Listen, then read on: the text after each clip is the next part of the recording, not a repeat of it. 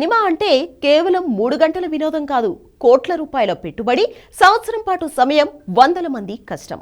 ఇవన్నీ కలిస్తేనే ఒక సినిమా బయటకు వస్తుంది.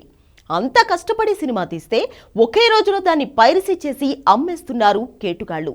Global star Ram Charan fans Game Changer cinema మీద ఎన్ని ఆశలు పెట్టుకున్నారో సెపరేట్ గా చెప్పాల్సిన పనిలేదు.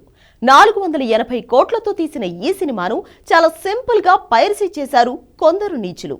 సినిమా రిలీజ్ అయిన మరుసటి రోజే హెచ్డి ప్రింట్ ఇంటర్నెట్ లో పెట్టేశారు.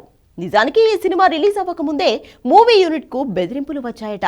తాము అడిగిన డబ్బు ఇవ్వకపోతే సినిమా పైరసీ చేస్తామని కొందరు బెదిరించారంటూ చెప్తున్నారు మూవీ టీం.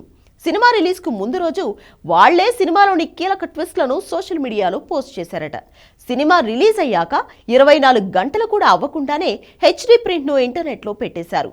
మూవీ యూనిట్ కు వచ్చిన ఫోన్లు, మెసేజ్ల ఆధారంగా 45 మంది మీద కేసులు నమోదు చేశారు సైబర్ క్రైమ్ పోలీసులు. ఈ సినిమా డౌన్లోడ్ లింక్ ను మరింత వైరల్ చేసేందుకు కొన్ని సోషల్ మీడియా పేజ్లు కూడా పనిచేశాయి. మీమ్ పేజెస్ లో, జూనియర్ ఎన్టీఆర్ ఫ్యాన్ పేజెస్ లో game Changer cinema link viral అయింది. ప్రస్తుతం ఆ అకౌంట్లను కూడా పోలీసులు గుర్తించే పనిలో ఉన్నారు. లింక్ వైరల్ చేసిన వాళ్ల మీద కూడా కేసులు బుక్ చేస్తామని చెప్పారు.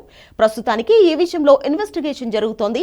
ఈ లీక్ ఎవరు చేశారు, ఎవరు చేయించారు, ఈ వ్యవహారం వెనుక ఉన్నది ఎవరు, రామ్ చరణ్ కు నష్టం కలిగించాలని ప్రయత్నించింది ఎవరు అని తెలుసుకునే పనిలో పడ్డారు పోలీసులు. దర్యాప్తు పూర్తయిన తర్వాత కేసు గురించి సంచలన విషయాలు బయటకు వచ్చే అవకాశం ఉంది.